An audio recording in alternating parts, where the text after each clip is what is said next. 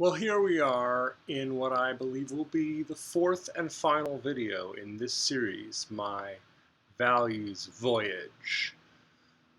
And in some ways, this is the hardest one to make. I'm not quite as nervous as I was in the first video of this series, but there's something particularly difficult about this one. Even though this is the happy one where I'm going to tell you how things worked out and why I'm pleased with the outcome or what it is that I'm pleased about. But here's the thing.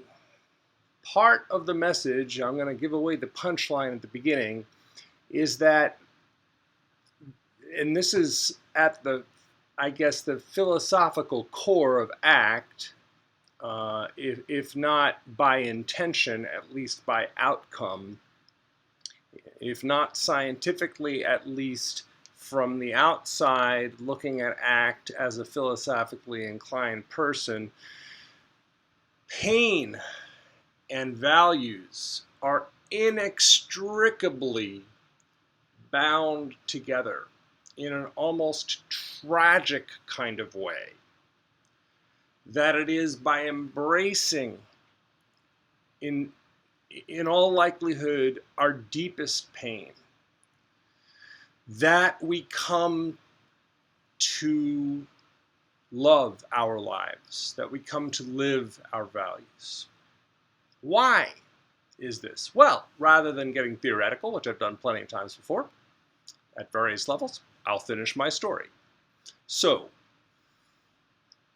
we go back now to the crazy days of the 80s, back to 1986. Oh boy, do I wish I could show you a picture of myself in 1986?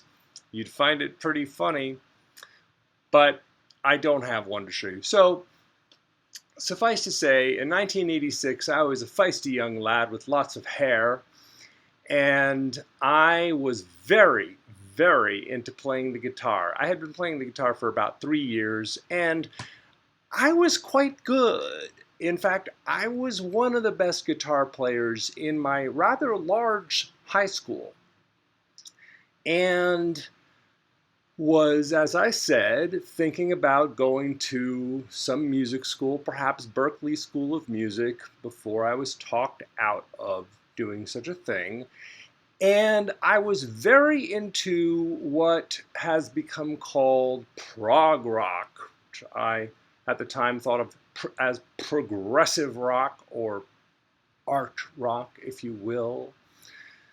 Oh, bands such as Pink Floyd and King Crimson and Yes and Jethro Tull and many others, Emerson, Lake and Palmer, and more obscure ones, Soft Machine and Henry Cow and whatnot. And it so happened that I was reading a copy of Guitar Player magazine or Guitar Magazine, one of those, in 1986, and on the front cover was the guitarist from King Crimson. Band started in 1969 by its guitarist, whose name is Robert Fripp. And this gentleman, we have a picture. I'm not very good with the visuals. We have a nice picture of Robert Fripp printed out here in black and white probably from the 70s, maybe 80s, as a serious younger man. And it turned out that this guitar player, whom I admired amongst maybe 2 or 3 of the greatest, in my mind, the greatest guitar players in the world, was offering a week-long residential course or workshop in West Virginia, and I was not far away, near Washington, D.C. And I asked my parents, could I go? It was only $500, room, board, tuition, the whole spiel. Apparently they would do yoga in the morning, and there was some kind of underlying spiritual philosophy, and there'd be group classes and an individual class with Mr. Fripp every day. And my eyes just popped right out of my head. And I asked my parents, and my parents, being rather broad-minded parents, said, why, yes, we'll send you to that. And it was then that I read the fine print. For you see, the internet was not really a thing in 1986, and you sent away for materials. Those of you who are watching, who are a good deal younger than me, I don't have so many viewers who are, but there are some. So you sent away for materials, and you got your little pamphlet, and then I read the fine print that said you had to be 21 or over. So we called them and asked, would they make an exception? And they said, well, we'll ask Robert. And he said, no, which I now understand why, because these are rather rigorous courses requiring a certain level of maturity. So like a good 16-year-old, I threw my hands in the air and gnashed my teeth and tore my sackcloth and moved on to other things. And this was all part of the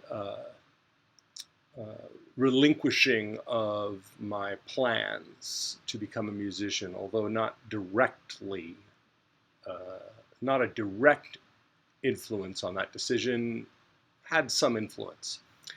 Well, now let us flash forward, and I see this is getting very long. This might be a long video. Now let us flash forward to the year 2010. Remember, I said I'd bookmark that conversation with my colleague Dennis Turch, ACT writer, therapist, thought leader, and etc.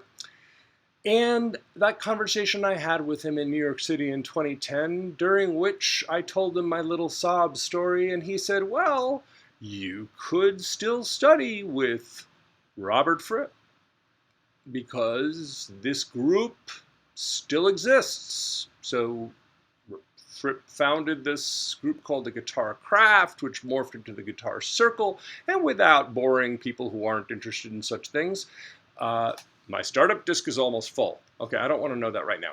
Anyway, I'm going to cut to the chase.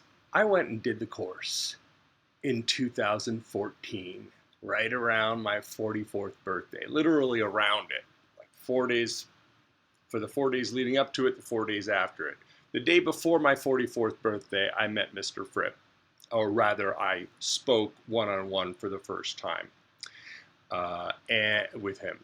And following that, I did 3 more courses with the Guitar Circle, and these changed my life.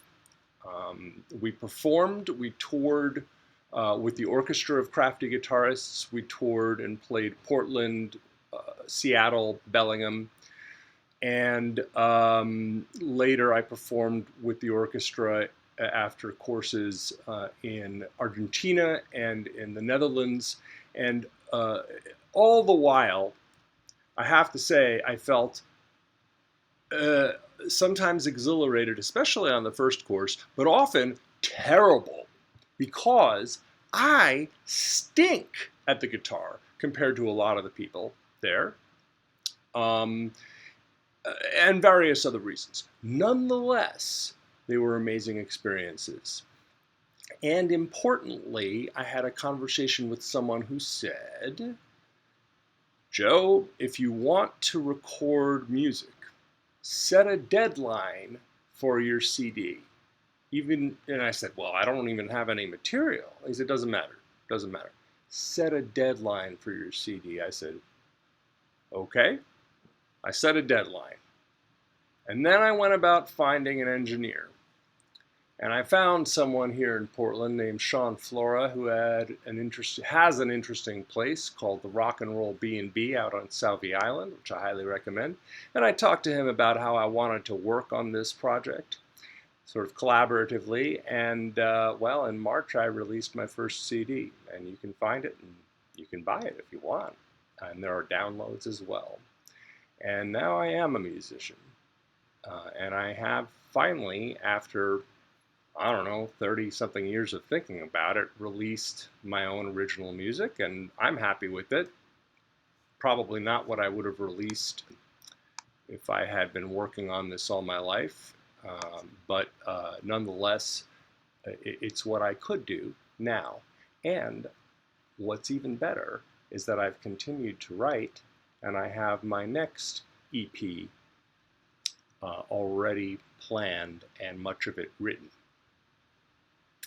So, although I can't say that I've given up my day job, and I haven't started touring with my own stuff at this point, still having a lot of other obligations, I can say that I am now satisfied that I am living my life as I wish, as both a psychologist and an active musician, writing my own material and releasing it to the public, creating pieces that could, in theory, last, and whether they do or not, I don't really care, because some people are listening to them and I'm getting feedback about them, and they exist.